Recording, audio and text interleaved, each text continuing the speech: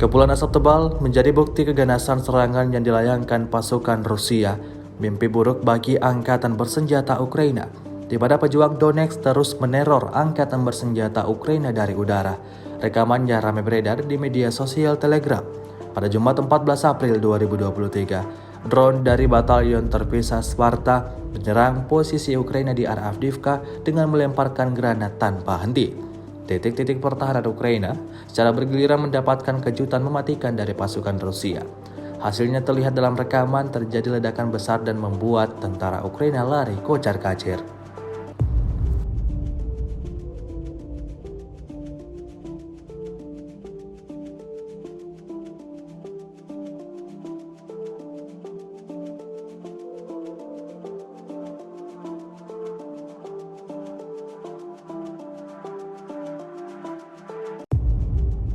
Rusia melaporkan secara total 407 pesawat Ukraina dan 228 helikopter, 3.747 kendaraan udara tak berawak, 415 sistem rudal anti pesawat dieliminir sejak awal operasi khusus.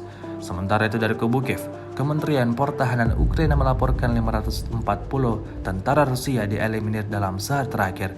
Total 180.590 prajurit Federasi Rusia meninggal sejak awal konflik hingga hari ke-414.